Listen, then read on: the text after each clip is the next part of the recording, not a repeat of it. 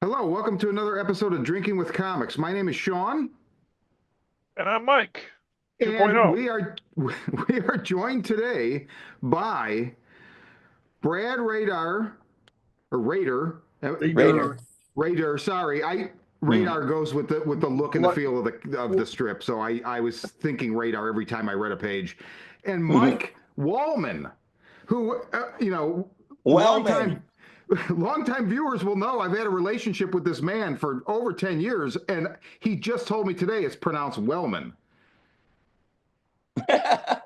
Yes, it's. I thought you knew that, Now, yeah, but this is a joke going back a long, it long was an time that old, it I was a should running probably just joke, let right? die. Yeah. Hi, hi, Mike, kids. What's up? wow. Mike, Brad, thank you for joining us to talk about your new strip, A Shadow Called Danger. Well, it's Thank good to you. be Thanks for here. having us. Yeah, of course. So, Mike, we'll get to you in a minute, but Brad, I'm completely unfamiliar with your work, sir. So please talk about yourself, your work, anything you'd like people to know. Well, I've been most of my career has been in doing storyboards in the TV animation business. I started working in 1983, and I retired last August. And I worked on Rainbow Bright, The Real Ghostbusters, Alf Tales. Oh my God, I want to pick your brain. Screw this thing. Let's talk about this stuff. Well, I Wow. worked on I did a lot. In really part of my years, I worked mostly for DIC, and then I worked on the first season of Batman for an animated series. Then I worked on Gargoyles.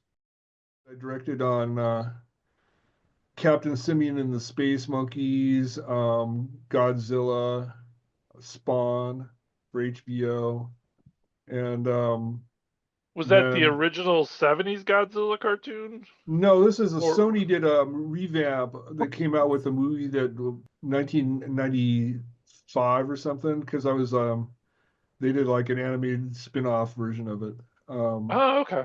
Worked on Batman again for a couple of years. We called it the Sony version, or it was like the Batman instead of Batman animated. And from that, I went to spent 3 years on King of the Hill, and that evolved into the first 7 seasons or first 8 seasons of Bob's Burgers. I left that in 2017. What was that show about the hormones you did? Big Mouth.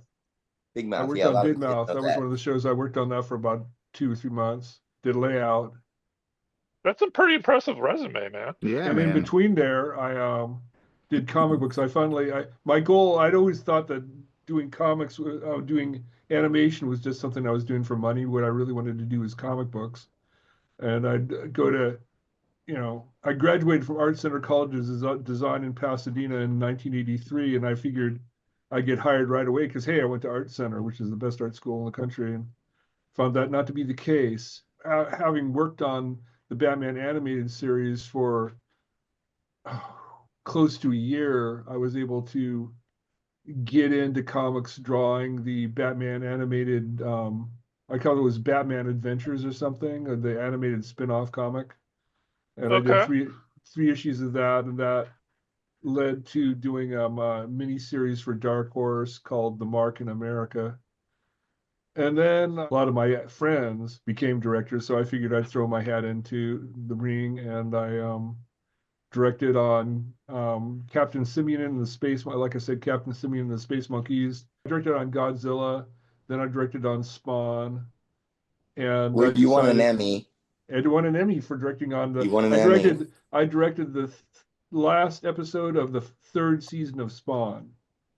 Wow. You Um, also worked with Ed Yeah. Brubaker on oh yeah, Catwoman. I worked at Breaker on Catwoman.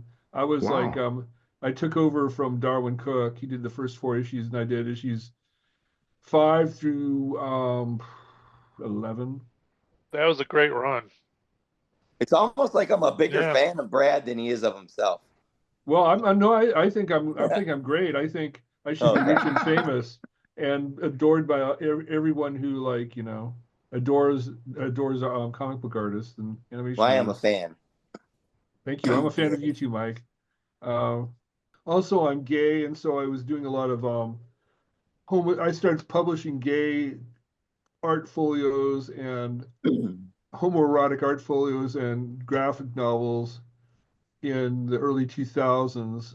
Hmm. And it's the Flaming Artist. I wrote and drew and published a graphic novel called Harry and Nicholas Tom about two heterosexual truck driving assholes who, after a night of gay bashing, Tom is visited by the vagina goddess in his dreams. He wakes up in the morning with a cunt, becomes a better man for having a cunt, and hilarity and personal growth ensue, especially when they go back to meet the wife and kids. That's my career.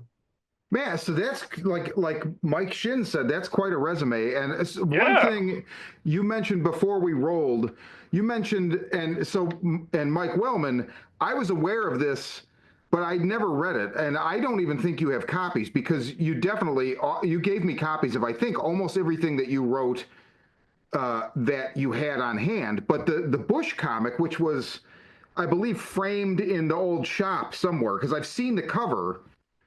Pretty sure it wasn't framed at a store. I'm pretty Not a. sure it was in the bathroom at the Bug. I'm almost positive it was No, because it I might don't have know been where a else I would have newspaper seen it. article. It was a newspaper It article. was a Yeah. newspaper article. Yeah, Okay, it's a very Republican establishment there, so they would not put a so anti-Bush comic out. talk about how did you guys meet and how did that comic come about? Well, I was working on Stripperella. Oh, that was one of the other things. I worked on Stripperella, which is I made a series about Pamela Anderson, who is a stripper by night and a secret agent later at night. Um, and and for some reason, Mike was in the office because he was friends with one of the fellow storyboard artists, Rafael Navarro, and they were doing signings of a poster. And I was kind of like, yeah, whatever, hi, nice, whatever. And then he calls me up out of the blue and wants me to do this George Bush comic book in advance of the election. I said, well, why don't you get Raph to do it? And he said, well, because I wanted to get done. Um, Not what I and said. Man, okay, hi Raphael, if you're watching, hi, long time no Raph. see. Well, the thing Well, is, I mean, I really had to get pedal to the metal. I was a member of the Comic Arts Professional Society, or yeah, CAPS, yeah, and I was hitting up my various CAPS members, say, hey, help me with the art for this thing, because I mean, I had to turn down paying work to get it done in time. We yeah, barely got copies in print, and we took them to that year's Comic Con. I think it was like 2000. It was the 2004 Comic Con. yeah. But Uh, Brad, I asked you to do it because we had somehow connected and commiserated about the political landscape at the time, and it was something we were both passionate about, I think. And because I know none of this comic book stuff ever pays money, I only do passion projects pretty much, Yeah. okay. And include people who are also passionate about whatever the topic at hand might be. Yeah. And It's a good way Raphael's to not do it. passionate about politics really. Yeah. And that's fine, a lot of people aren't. Mhm. Or they Well, weren't until recently. That's a good way to do things, though, Mike. And so, how did you guys start? So, first of all, the new strip is called "A Shadow Called Danger," which I love Right. because it's a line from Faith No More's "Crack Hitler," right? Love Yeah. Good. that. It's obviously somewhat inspired by the Diabolic or Diabolique, however you want to say it, the comic from the Diabolic. 60s. Yeah, from Mhm. 60s France. Where can people read this? So we are currently being hosted on Okay. fanboyplanet.com, which is a website. And then we have a Shadow Called Danger Facebook page, has its own Facebook page. And then Brad and I also share it on our Facebook pages and on our Instagram. We are going to print them once we get the first arc done. and Yeah, also I've been posting them on my Tumblr feed. there you go. So I'll put links there, in the show notes. Yeah. There's no real promotional strategy, so much. Number one, because we're making it as a weekly strip. Mm-hmm. So really, we only have 35 pages of content out right now. So, I would say around the time we hit page 80, I want to do a big push for people to jump on board. and there's something to chew on. Mm-hmm. And if you're a fan right now, you're kind of like, you're hitting us around the time of like pre Smells Like Teen Spirit Nirvana. You know what I mean? You're hitting us at the roots. We're at the roots of the project. Okay. But we are putting it out. Well, it's very independent. The actual roots of it is like after I finished Fogtown, I hit Mike up to do something together. It was like because it was after Fogtown and it was after the Bush comic book, and I said let's do something, and so he came up with A Shadow Called Danger, which this had been like 2006. Yeah. Oh, wow. So the concept for this goes that far back. Right. We've already been canceled. It was going to be a near future dystopia where the Bush presidency continues eternally. We did. That actually sounds better than now. I know, right. Well, if only, right? Oh my God. I know. Like a utopia. I might start crying. And we did 12 pages of that for a gay giveaway weekly or monthly newsletter called Metro G, as G is in Glenn. I don't know what the G stood for. And that ran 12 issues, and they kicked us off. They fired us for not being overtly gay enough. Because, we didn't get to that. So far, the only overtly gay thing we've done is in like one of the strips where the Illuminati gets the drop on Shadow and his man Friday Hassan in his secret lair, and I'm going to have them do like the big kiss. Yeah. And then we cut away and they're like zipping up their costumes and going because they had sex while we were off camera. So if Metro G had stuck with us for 3 more installments, they would have gotten that. Yeah, at a page a month. Yeah. Just a shame that the gay liberal media won't let you put your. Well, they they did ask us for a gay strip, right? And it certainly was taking us. It's a gay strip, but it's an action adventure, socio-political commentary first and foremost. But the original plot back then, it was going to be we still have a lot of the same devices like the Illuminati stuff, and I know I'm not a member of the Illuminati. I don't think Brad is, but it's fun stuff to play with. Yeah. And it was going to be a heist at the presidential funeral of George Bush Sr., who had a shard of the Illuminati crystal in his heart. And the only time they knew that he was going to be in an area was going to be during the presidential funeral. So it was going to be a big action chase thing, which, we've changed now. So we kept the Eye of Horus Illuminati. We do. thing. Yeah. But we had to, basically last February, I was working on my then current passion project, which was doing a complete illustrated version of Dante's Divine Comedy. Oh, wow. Inferno, Purgatorio, and Paradiso. And I was like working on this, putting the finishing touches on it. When I'm going, why am I doing this?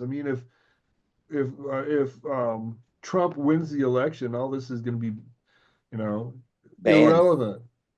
So I got the idea of reviving Shadow Called Danger, and we wouldn't have to make that many changes in it to make it relevant to our current political situation.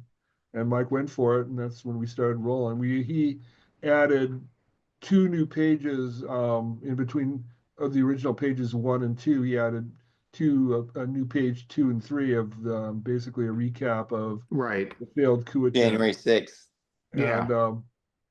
And so, but other than that, it was pretty much exactly as it originally ran. up until we got to what would now have been page 15. Then we When had they're to in the start cave. coming. Yeah. After Yeah, that. we had to come up with new stuff.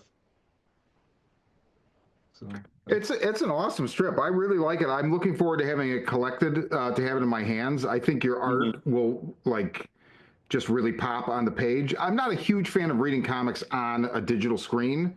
Nor am I.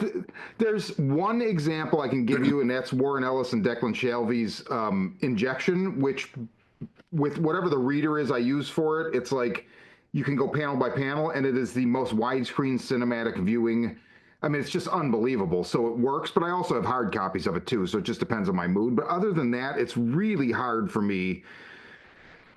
Let me ask you a Especially, quick. Let me ask you a quick marketing question then. sure. So you prefer swiping panel by panel? That makes it Well, it depends. better. So I don't think with your book it would work the same because what I notice about the Injection, it is the ultimate example of what Ellis called widescreen comics, and so it's designed in a certain way. And I feel like most comics aren't designed like that. That's not, a good or a bad thing. It's just a difference. And I think I've read a lot of other comics digitally over the last couple of years, and really the only experience where I'm like, I would like to repeat that experience has been Injection. That's it. Everything else I'd rather read in like a tactile form. where can one go to read Injection? I've never. I saw the comic book. Where can I go to read it online?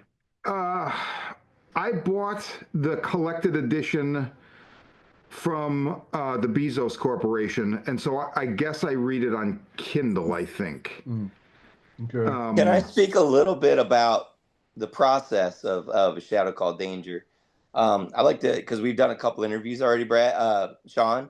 Yeah. So to kind of give you something we haven't spoken about before on other Please, shows. anything, talk about it. So, like Brad said, we had 12 or 13 pages done when we started this project, and we had a period of, we had like some cushion for when we started releasing it where we could work ahead.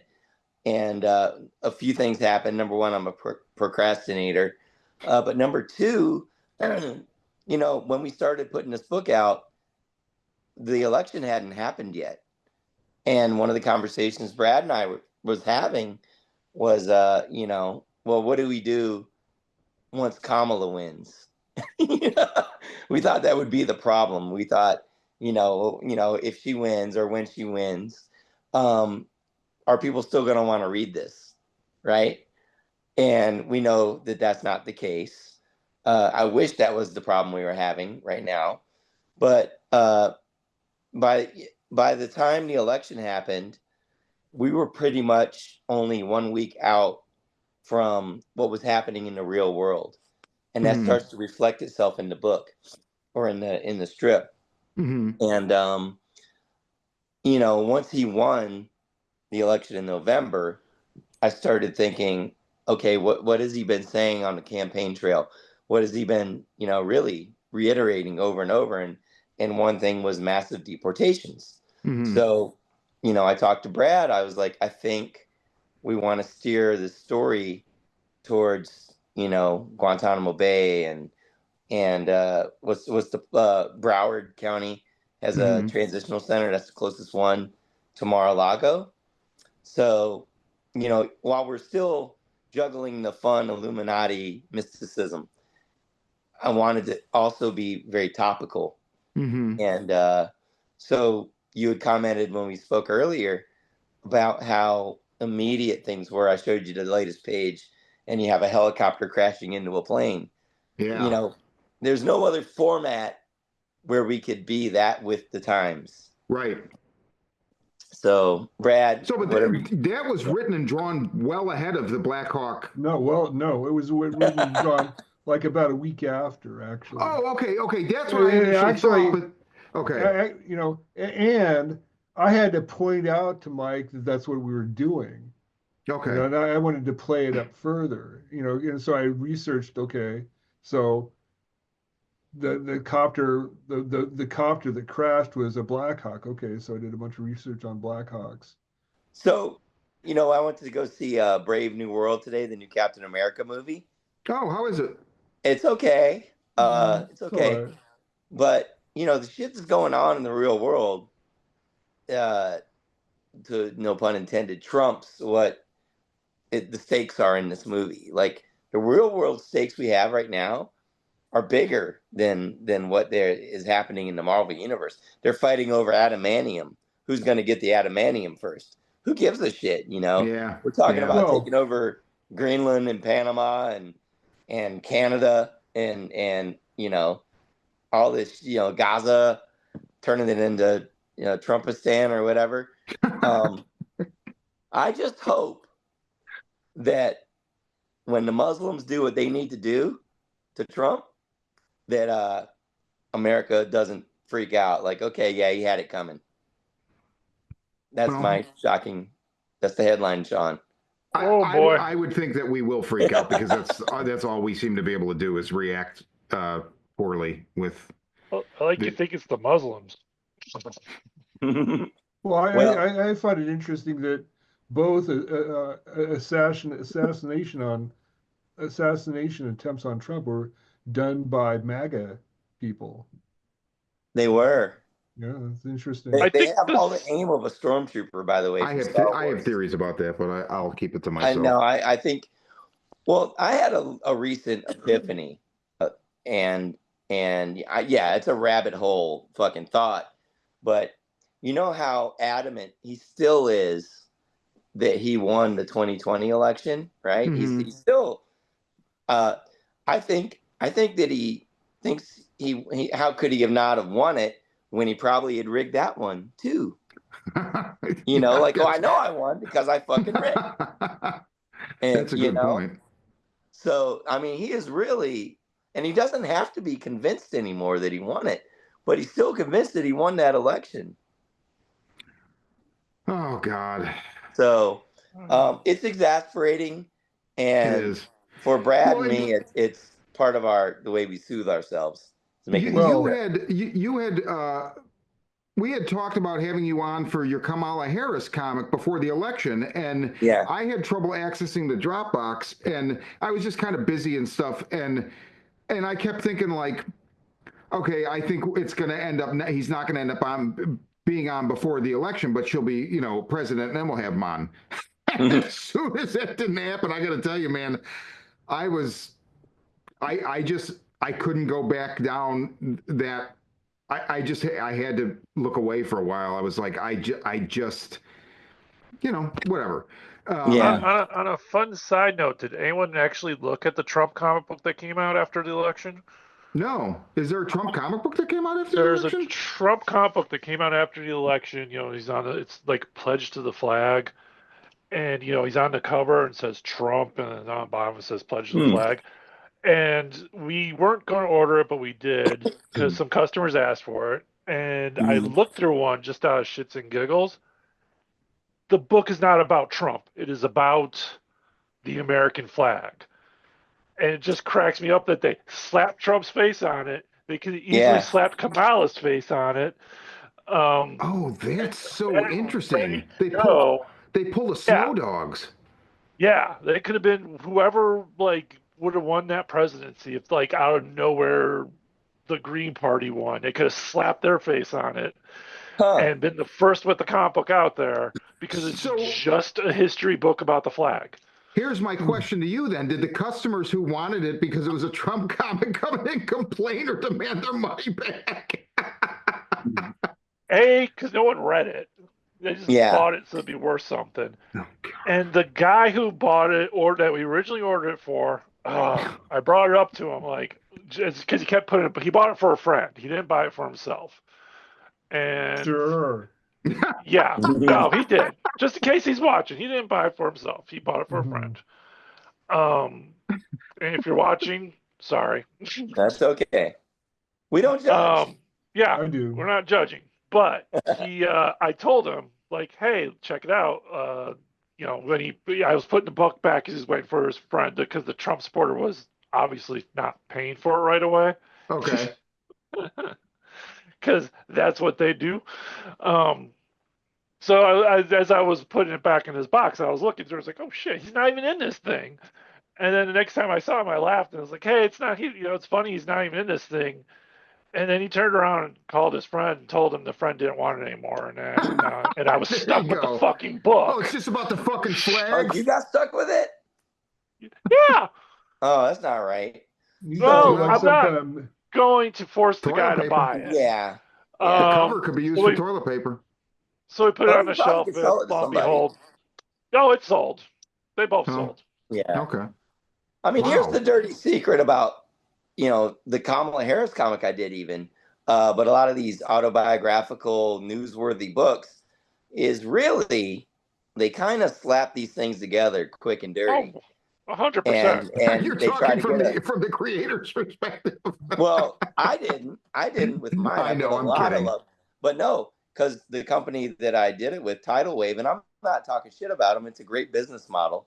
I mean, this dude had a Mike Tyson comic out right before the Jake Paul Tyson fight, which was terrible. But I mean, he's very like smart. The Grammys come on, and he's got Sabrina Carpenter books and stuff. And it didn't work with Kamala, but like when he did Taylor Swift, he had like 20 different covers, and a lot of Yeah. people that buy these books, they don't look at them. They don't open them No, up. They just want a Taylor Swift or a Donald Trump comic book that because never it'll be gets worth opened. something someday. Yeah, and it Yeah. gets slabbed usually, Yeah. So I knew that he did that. I knew that he did those kind of books. And I actually didn't know him at all. And I reached out to him and I said, "Hey, could we do a Kamala book?" And he said, "Well, if I do a Kamala comic, then I have to do a Trump one." And I was like, "I don't care. That's fine. Can we do a Kamala book?" And I put a team of artists together. I believe I'd asked Brad to be a part of it as well. But we wound up having 5 or 6 artists on it, and we turned it around in like 3 weeks, and we got it out about 2 weeks before the election. But what I do is I look at who's got the machine to get something out fast. Yeah, And Tidal right. Wave had the machine. They were very, very easy to work with. I basically wrote, edited, I had carte blanche to do whatever I wanted. And I got no notes. So it's the same as if that had been an Atomic Basement book, Right. except that I didn't have to pay to make it, which Right. was It was great. they distributed it, right? Well, they paid also to print it, Yeah, well, that's what I mean. Yeah. Whenever you make a book, you're out a couple grand, Right. in printing alone. So, I didn't get paid to do it, but I did it out of love, Yeah. which is all these comics really that I do. I have a day job. So, yeah. That's awesome, man. That's Yeah. Yeah. Yeah. it's good to hear you talk about process and stuff. And just like, I mean, obviously, anybody that is familiar with the show going back, like we started it together. And I also wanted to address like a couple people in the last couple of years that have like referenced to me, like, oh, like I moved from California in August of 2022.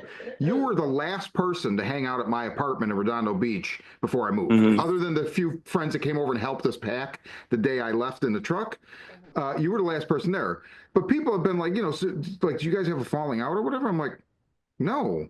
Like, I don't know. So I think there's just some kind of weird. It's because I didn't come help you move. Just kidding.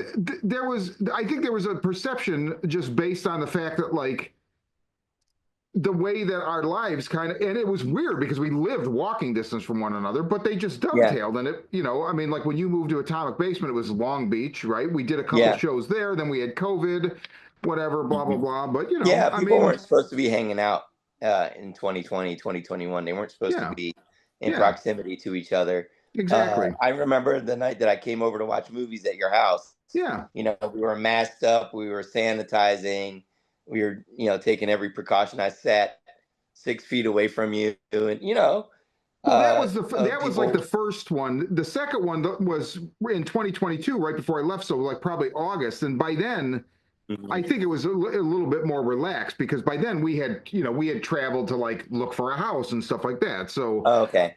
and I think the last time you came over, we did Smokey and the Bandit and I maybe something else. No, it Oh, was the documentary. the documentary about Smokey and the Yeah, yeah, Bandit yeah. because I had I just was seen it in the drunk. theater. I don't remember it very Okay, brightly. that makes sense. And and since so you want to talk about like you're 100% off the sauce, right? Yeah, yeah, totally. So yeah, I in January 6th of all days, 2023, I got to go to LA County Jail. It's really, when you hear somebody goes to jail, it's, oh, what the fuck did they do? I really didn't do anything crazy horrible. I didn't show up for court, so I got contempt of court and got sent to Oh, jail for 35 days, and that's where I detoxed. I almost died, and they rescheduled my court date to February 8th. I came out. When I went to court, part of my plea bargain was to go to a 90-day substance abuse treatment facility. So I went to Chabad, which is a Jewish center. I'm still an atheist. I'm not any denomination, but I went to this Jewish center in Hollywood, or in mid West Hollywood or whatever. Anyway, somewhere out there, West LA. Miracle Mile. And I got sober. It was not my intention at first. I was like, let me do this and let me go get out of here and get back to resume my drinking or whatever. But during my time there, I caught my sobriety, and that was around the time that Brad actually hit me up. And when you're down and out, that's when you find out who your friends are. So Brad came to visit a few times, and he brought some of the old Shadow Called Danger materials that we had done in the first run, and told me, he really wants to do this again. And so that was something for me to think about while I was in there, and something to look forward to when I got out. right. So, we're doing this comic for, it's a part of my recovery. It's part of uh, my routine. I think it's important that if you, I think it's important for everybody, if you're in your recovery or not, to have healthy routines. Yes. Um, so every week, we don't get a strip out every week, but every week, a couple times a week, actually, Brad and I talk about the book, and then, we make it. We shoot for every week, but and that's just a part of you know, my life right Yeah, now. your routine, your health. I agree. Right. I think routines are very important. Healthy routines. Yeah, Um, yeah, yeah. You can have unhealthy routines as well if you want, but I yeah, I'm sober over 2 years now. I'm now a counselor. I'm an alcohol drug counselor, mhm. and I'm still, dude. I love to instigate. I love to start shit. Still, a lot of the things people thought I did because I was drunk or Yeah, drinking. no, I No, know. People, yeah, I know you, and it's like, no, Mike's not going to change. Like Mike yeah, they're is like, Mike. That's what people love about you. right. I might take my shirt off. The night's young. But no, I like, dude, I love to poke people in the eye. I love to instigate. I love to fucking provoke thoughts. Maybe I like to make people mad even sometimes. I love making people mad. I like to make people happy. Uh, so ask my wife, Valentine's Day just passed. She's not happy right now, but she was happy that night. Oh, she's happy. She said she's happy. Okay. So yeah. Dang, Yeah. happy. Brad, what are you doing over there? I'm sitting there listening to you talk, Mike. Oh, okay. Hi. So, what else should people know about A Shadow Called Danger? I mean, the thing that is worrying me, because I've been bummed because it's been getting very little.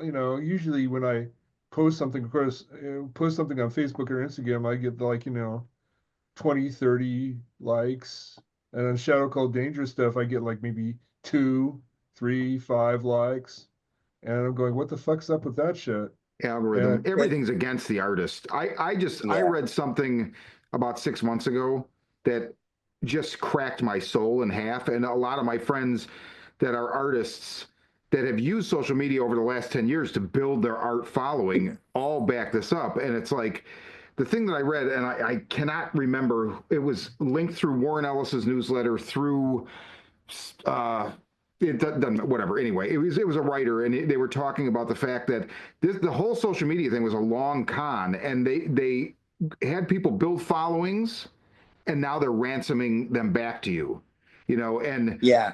I think Tusk is the most blatant, where he's just like, hey, literally pay me $16 a month or nobody will see anything you fucking do, so fuck off.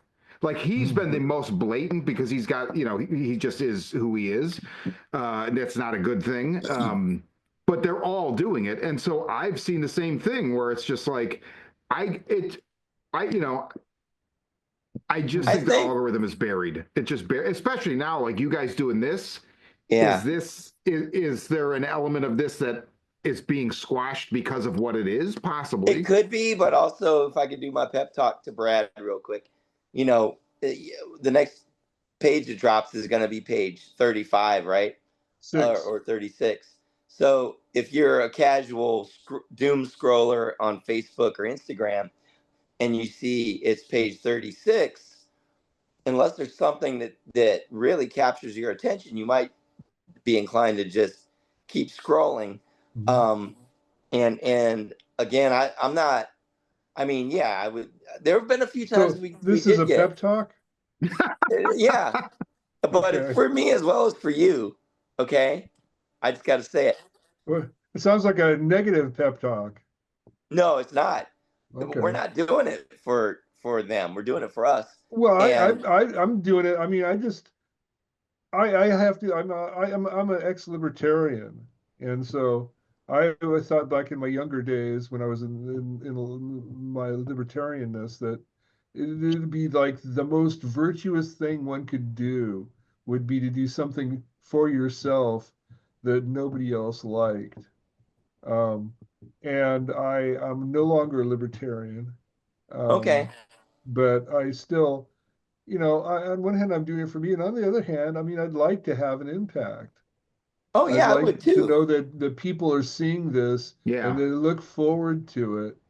And Yeah. I would like that. But I was like thinking, I was talking to my husband about it, and he said, well, maybe the reason people aren't liking it is because you're totally outpaced by the ongoing events of the current Republican Yeah. administration. I refuse to say Donald Trump because that lets all the other Republicans off the hook.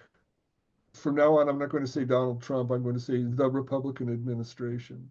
Well, the other thing too is that he is, and like Mike Shin and I talked about this earlier. Like, and I saw again, not to keep sucking Warren Ellis's dick, but in his newsletter recently, he talked about how he's like, I still keep up with the news, but the news is bullshit right now because it's literally just the same three people over and over and over again. And I hate right wing media, I hate left wing media, and it's all you fucking hear about is Donald Trump.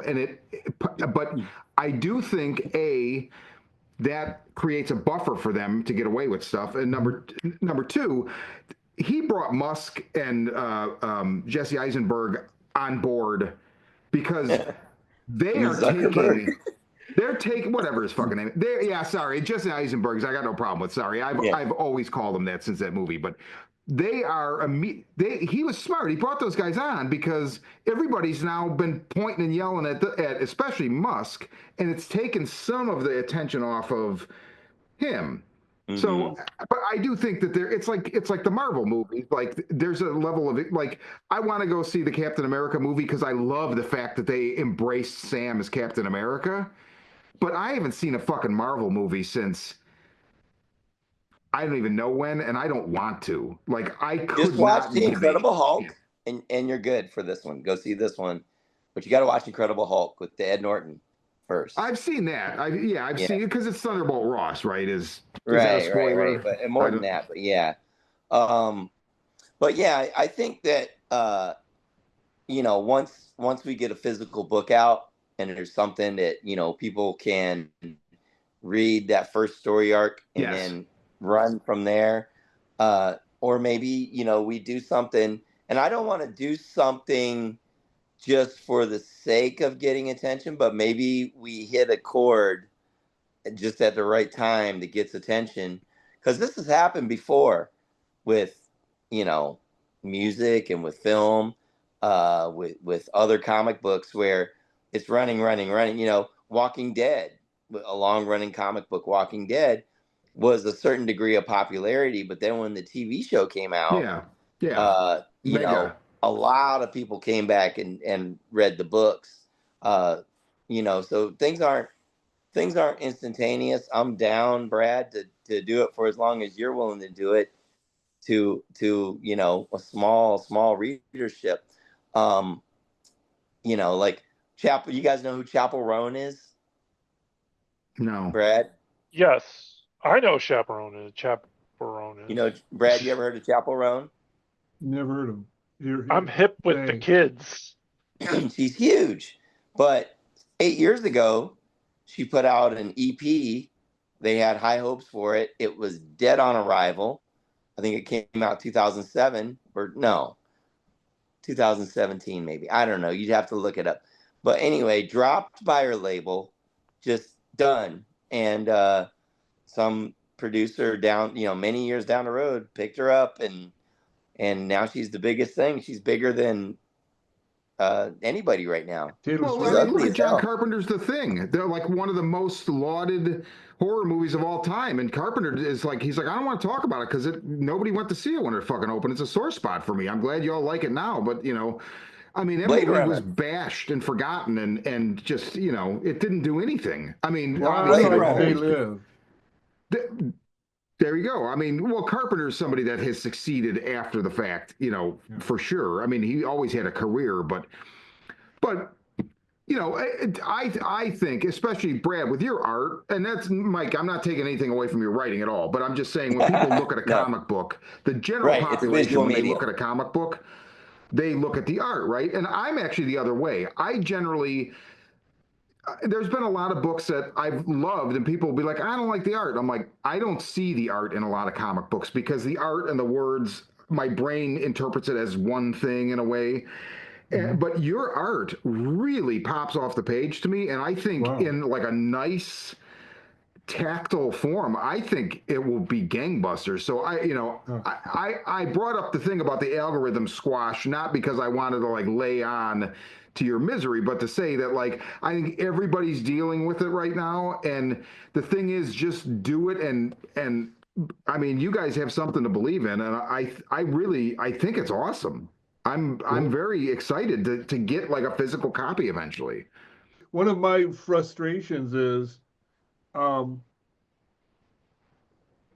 I took it upon myself to start breaking up the weekly strips or the full page into individual panels for presentation because um, just you can hardly even see it. Like you get a whole page and you reduce it down to the size that it can be seen, like, you know, or like a 72 DPI, 1100 pixels, the longest dimension, and Low it's just res. like low res. And so what I started doing about three installments ago is I started drawing everything with like a much thicker line, and so it like you know and simplifying the artwork. I mean, you know, because I was going in, you know, with like 5 pixel, like 2 pixel lines, you know, because I was trying to put so much detail in. No, now the smallest pixel weight I'll work with is 20 pixels. But it really have to, it forces simplicity on me. And Okay. Yeah. it'll be interesting to see what it looks like in print, both Yeah, the I original really versions and I mean, I know you were talking about the 2 pages we added for pages 2 and 3 about the attempted coup. Um, January I 6th. mean, Yeah. I spent a month per page on each of those pages. well, there's a lot Um, going on those pages. a lot going on, but I was like really trying to like, you know, a lot of depth, a lot of like photo veracity, verisimilitude. Um, and I just, I'm not going to do that anymore. And it's just, you know, in fact, we got to like, I think it was page 17 where we did like a strip about the conspiracy theories and the effect that it's had on the administration, and I think it was like, and I could have done what I did with pages 2 and 3, and I said, no, I got a week to turn this thing out. And luckily, Mike gave me photographic references for the scenes that we were using, and so I just basically copied those. And then a few weeks later, we did a scene setting up the Broward That's one of the detention immigration, centers. and I just used photographs. I didn't even copy them. I just used the actual photographs. Did that bother Sometimes, like, you I as a took them off. reader? No, What? not at all. It made sense, and honestly, I've seen stuff like that. You know, there's that kind of 80s, 90s vertigo element where like you would occasionally see artists where they do mixed media, and it's not just in that era. You've seen it in other things as well, but Yeah, there's something about mixing it up with that. I feel like kind of cool. it's cool. Well, It I was reminds me like, of I like was the old actually, punk rock liner notes and stuff with all the pictures and the cutout fonts and whatnot. And it's mixed media. It works, and it says something about the ethos of the piece itself. mhm. Well, I was like actually thinking about, I don't know if y'all remember the Brian Talbot graphic novel Alice in Sunderland, where I know the name, but I've never read it. well, it's he did a graphic novel about the area of England that he's from called Sunderland. And it's a lot of just the type of thing I did, and the type of thing you're talking about. It was like lots of found photographs, found historical archival material, and it's all cobbled together in Photoshop or whatever Yeah, program you used. It's pretty cool. that's pretty cool. Yeah, I mean, we're drawing on real world shit and sharing resources to for Yeah, people. that was another thing. There's actual resources listed in there. Yeah, I really liked that. Yeah, and I think that's important. I mean, it's one of the reasons that we're doing it. And I mean, Brad has a utility belt of tricks, and riffs of various artists, and he's got his experience as an animator, which a lot of comic book artists that have never worked in animation or storyboard, and they lack what Brad and Raphael also bring to the table Right. as storytellers. And again, back to what I was saying earlier, like this whole the validation is something I think I trust will come once we're doing material that's not pleasant. We're doing something that doesn't make people feel good necessarily. So it's not everybody's cup of tea. Right. And for those who do believe in it and dig what we're doing, we do kind of need, not need, but it would be cool like if they shared it, and that's something Well, I've never really been. I'm a huckster for other people's stuff pretty good, but I'm never good at huckstering myself, I really. don't think that's true at all. You are a born salesman, my friend. Like But for myself, I've never done a uh, Kickstarter. dude, no, I know, and I appreciate that, but I like your guns ablazing promotion. I mean, you had, chicks in cave girl outfits at Comic-Con, and I mean, all like you are a good salesman, and Brad I won't think wear you the do know cave how to girl sell your suit. own stuff. I mean, Brad won't wear a cave girl suit for this book. Well, I know, Well, say I again? would be wearing like a Shadow Called Danger suit, except with my head on. I guess, Yeah, oh, shoot, huh, that's an interesting idea. Of course, I'd have to get in shape. yeah, we both would. Yeah, Yeah, but get rid of yeah, my spare yeah. tire. We haven't done the con thing yet with it because we don't have a book yet. We have a Well, T-shirt. I don't know if I'm going to be able to do the con thing because you know what? That's a lot of work, and I just don't have the stamina. Well, It's I'll do like, that part, and then you show up okay, and look pretty sometimes. okay, all right. You don't have to be there the whole time. We're not talking about until this fall at the earliest for that Right, anyway. right, Yeah, that'll we're not. probably line up with maybe with a release too, right? So Yeah, right. yeah, that's what I'm saying. We got to have Well, something to and sell. yeah. Yeah. it depends on like how soon Trump declares like martial law. Yeah, or when we get arrested, you know. No, don't say that. But yeah, I mean, that would help sales of the book, though. That's actually It a good would. point. I mean, Well, that's what I'm saying. Come on, Trump, get with the program. I'm sorry, Yeah, Republican administration. At Oh least my we could God. get banned. no, if you want his attention, you gotta call him out because that's the type of baby he is. So Yeah, that's you true. need to like. Well, we had him. He was a character in the book. Yeah, I think I've been calling him out for a while, but See, there you go. You just get loud enough. Yeah. yeah. You're still building your vocal cords, Mike. At one point, you will unleash a scream that will be heard around the world. Okay, Yeah. like a Luigi level. Guys, I mean, anything else you want to tell people before we wrap? But no, I don't have anything else to sell right now, Sean. They can buy our T-shirts. We can send you a link to the T-shirt. Yeah, whatever you got, send it to me, man, and I'll put it up. And This is the T-shirt. that's a badass Oh. T-shirt. I'll buy one. Yeah, Okay. I'll buy a motherfucking T-shirt. you look good in it too. Yeah, Um, so that's the only merch that we have so far is a T-shirt. Okay. But yeah, Okay. thanks for Perfect having us, for would-be guys. assassins. Yeah, it's great. Yeah, I'm really glad you guys came on. I love what you're doing, and Brad, very nice to meet you. Mike, good to have you just back on the show. I mean, it's like kind of like old times, except we're not sitting at a card table in Manhattan Beach, and you have your pants on. I think. I mean, I'm not positive. No, There they are. Oh, there it is. And on that note, gentlemen, I bid you good night and Godspeed.